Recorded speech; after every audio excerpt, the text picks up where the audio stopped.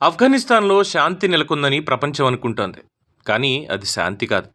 ఆఫ్ఘన్ మహిళల పాలిట ఒక హింసాత్మక నిశ్శబ్దం. తాలిబన్ల కొత్త శిక్షా స్మృతి అక్కడి మహిళల జీవితాలను ఎలా బానిసత్వం కంటే హీనంగా మార్చిందో ఇప్పుడు చూద్దాం. హింసాత్మక శాంతి, ఆఫ్ఘన్ మహిళల కొత్త పరిస్థితి, తాలిబాన్ల కొత్త శిక్షా స్మృతిపై ఇది ఒక విశ్లేషణ. ఇది మధ్యయుగాల నాటి చరిత్ర కాదు, 2025 నాటి చేదు నిజం. Taliban supreme leader Hibatullah Akhundzada ఆమోదించిన కొత్త చట్టం ప్రకారం ఎముకలు విరగనంత వరకు, గాయాలు కానంత వరకు భార్యను కొట్టడం ఇకపై నేరం కాదు. హింస కంటికి కనిపించే ఆధారాలు లేనంత వరకు అది చట్టబద్ధం. తాలిబాన్ల పాలనలో కొత్త సామాజిక క్రమం ఏర్పడింది.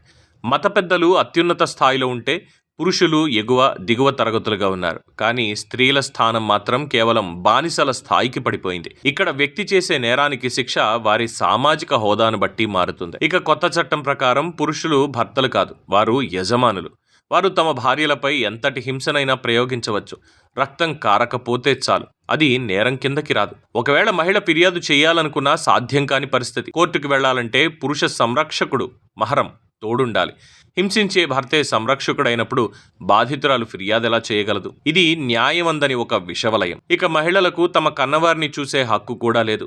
భర్త అనుమతి లేకుండా పుట్టింటికి వెళ్లడం ఒక పెద్ద నేరం. ఒకవేళ వెళ్తే శిక్ష ఆమెకు మాత్రమే కాదు, ఆమెకు ఆశ్రయం ఇచ్చిన బంధువులకు కూడా జైలు శిక్ష పడుతుంది. 2021 నుండి ఆఫ్ఘన్ మహిళల స్వేచ్ఛ క్రమంగా తుడిచిపెట్టుకుపోతోంది. పాఠశాలలు బంద్ అయ్యాయి, ఉద్యోగాలు రద్దయ్యాయి, పార్కులు మరియు సెలూన్లపై నిషేధం విధించారు. ఇప్పుడు బయటే కాదు, ఇంట్లో కూడా వారికి రక్షణ లేదు. ఇది కేవలం వివక్ష కాదు, ఒక జాతిని వ్యవస్థీకృతంగా అణిచివేయడం. దాదాపు 1.4 కోట్ల మంది మహిళల ఉనికిని తుడిచిపెట్టే ప్రయత్నం జరుగుతోంది.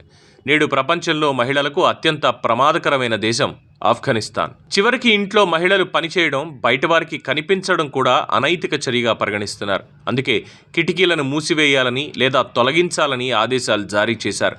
మహిళలను సమాజం నుండి పూర్తిగా అదృశ్యం చేయడమే వీరి లక్ష్యం. 2021లో అధికారంలోకి వచ్చినప్పుడు మహిళల హక్కులను గౌరవిస్తామని తాలిబాన్లు వాగ్దానం చేశారు. 2026 నాటికి హింసను చట్టబద్ధం చేసి ప్రపంచాన్ని వంచారు. దురదృష్టవశాత్తు ప్రపంచ దేశాలు వాస్తవిక రాజకీయాల పేరుతో మౌనం పాటిస్తున్నాయి. మానవ హక్కుల కంటే వాణిజ్యం, దౌత్యమే ముఖ్యమన్నట్టుగా భారత్ సహా అనేక దేశాలు తాలిబాన్లతో సంబంధాలు కొనసాగిస్తున్నాయి.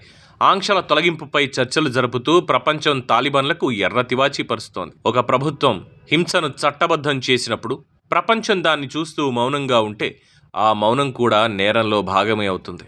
ఆఫ్ఘన్ మహిళల ఆర్తనాదాలు ప్రపంచ మనస్సాక్షికి ఒక మచ్చగా మిగిలిపోతాయి.